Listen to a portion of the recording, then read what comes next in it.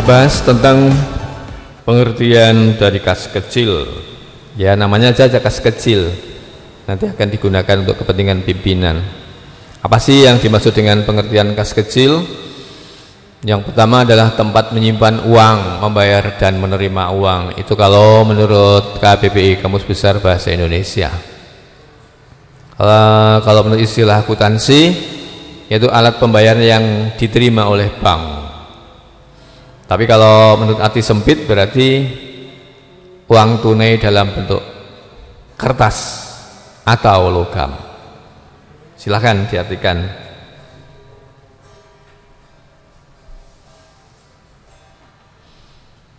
Tujuan dibentuknya kas kecil untuk apa? Nah, itu dia. Yang pertama adalah untuk membayar transaksi yang jumlahnya kecil-kecil. 1.000, 2.000, 3.000, 5.000, 10.000 sampai 100.000. Yang kedua, untuk membayar yang sifatnya mendadak. Ya, kalau mendadak itu artinya dalam secepatnya harus dibayar kan. Kalau hari ini harus dibayar, kenapa harus menunggu permintaan proses yang lama pada bendahara umum? Ini kan sekretaris yang membayar. Yang ketiga adalah tidak praktis sudah dibayar dengan cek. Yang dibayar dengan cek itu kan yang besar-besar. Nah, ini nggak praktis. Masa beli makanan kecil aja harus dengan cek? Lucu ya? Iya. Makanya yang keempat adalah membantu kelancaran kegiatan pimpinan. Pimpinan itu yang setiap hari harus menggunakan perputaran dalam uang kecil dalam kas kecilnya, itu ya terbantulah dengan adanya uang yang cukup ada di situ. Oke, itu ya dari itu terbantu kegiatan pimpinan, kas kecil. Terus bukti-bukti atau macam-macam bukti transaksi kas kecil banyak sekali sebetulnya. Antara lain yang pertama adalah kwitansi. Kwitansi ya, contohnya seperti ini, yaitu surat bukti adanya penerimaan uang atau pembayaran uang. Seperti ini, contohnya seperti ini, kwitansi. Sebelah sini biasanya ada cap dari perusahaannya. Ya. Yang kedua adalah adanya cek. Contohnya seperti ini. Cek adalah perintah tertulis pemegang rekening kepada bank yang ditujukan supaya membayar sejumlah uang. Ini contohnya. Mohon maaf saya mengambil contoh dari internet. Yang punya mohon izin. Seperti ini ya. Yang ketiga, faktur. Contohnya fakturnya seperti ini. Faktur adalah surat bukti terjadinya transaksi pembelian atau penjualan secara kredit. Kredit pembeliannya atau penjualannya. Yang keempat, nota kontan adalah bukti transaksi terjadinya pembelian secara tunai. Tunai sudah lunas. Ini tunai sudah dibayar. Ya. Yang kelima adalah nota kredit. Nota kredit adalah bukti transaksi adanya pengembalian barang karena barang rusak atau tidak sesuai dengan pesanan. Yang keenam adalah bukti kas masuk. Adalah bukti transaksi yang dibuat oleh pemegang dana kas kecil bahwa telah menerima sejumlah uang untuk keperluan kas kecil. Kas kecilnya masuk dananya. Dari mana ya? Sebenarnya biasanya dari bendahara besar. Yang keenam, bukti kas keluar. Adalah bukti transaksi dibuat oleh pemegang dana kas kecil bahwa telah mengeluarkan sejumlah uang untuk keperluan pembayaran. Contohnya itu.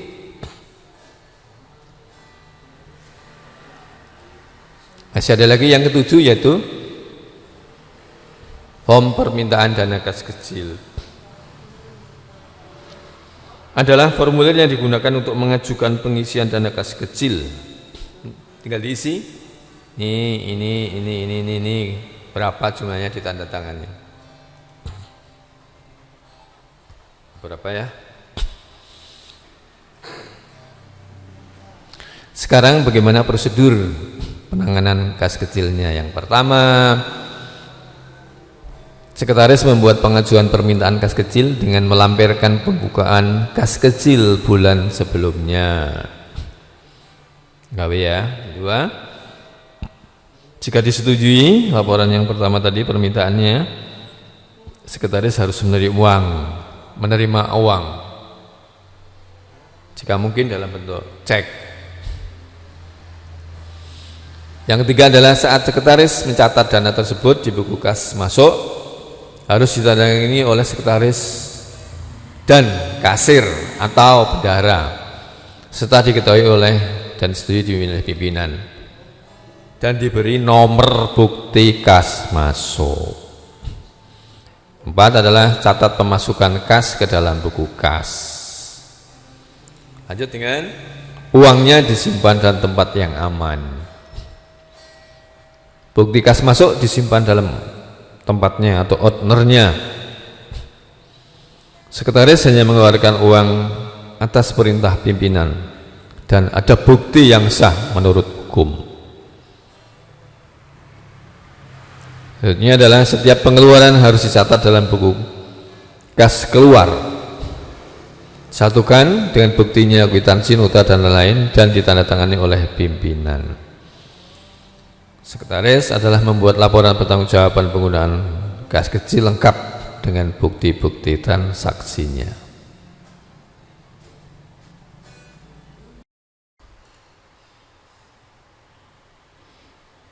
Metode pembukuan kas kecil yang pertama adalah Impress Fund System atau sistem dana tetap, yaitu metode pembukuan buku kas kecil yang selalu sama pada saat pembukuan buku kas kecil baru. Setiap minta tidak sama besarnya rupiahnya. Contohnya seperti ini. Ini adalah bulan yang sudah berjalan. Mana jumlah, kalau perhatikan di sini adalah pengeluaran yang sudah dipakai, totalnya adalah sekian. Sekarang inilah sisanya. Ini perhatikan ya, sisanya yang sudah dipakai dan dananya tetap. Yang dimaksud dengan tetap adalah dana yang ada di sini. Nih, nanti harus tetap segitu jumlahnya. Tidak boleh lebih, tidak boleh kurang ketika membuka buku pembukaan kas kecil baru. Nah, dana jumlahnya harus sekian di dalam buku kas kecil dan jumlahnya uang itu harus sama, sekian ya.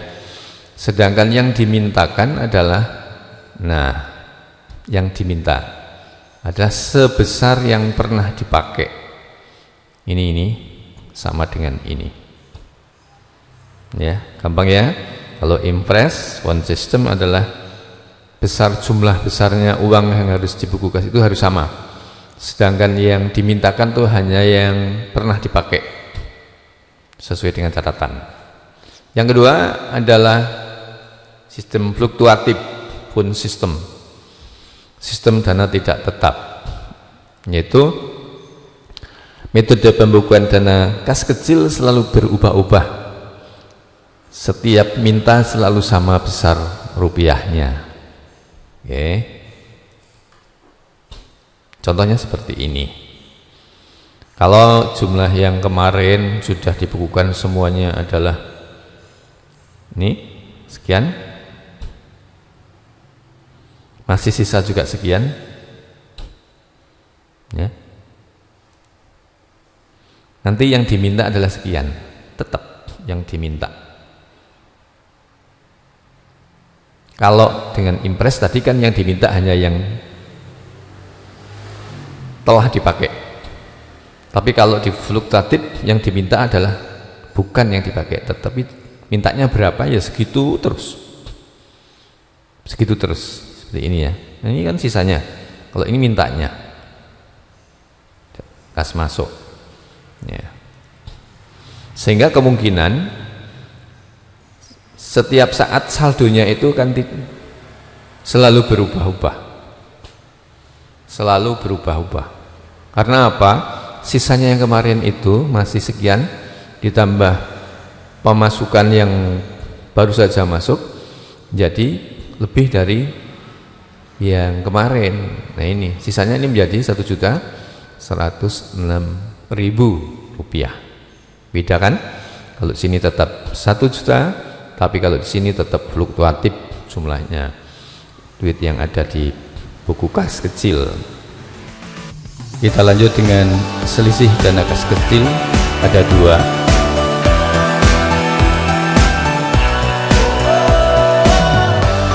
yaitu selisih kas lebih. Bisa terjadi seperti itu, selisih kas lebih. Yang pertama yaitu keadaan uang yang sebenarnya itu lebih besar dari saldo buku kas.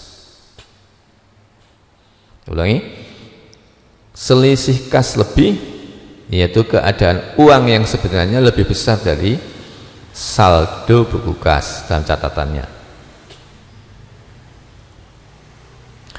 Yang kedua adalah selisih kas kurang, yaitu keadaan uang yang sebenarnya itu lebih kecil dari saldo buku kas.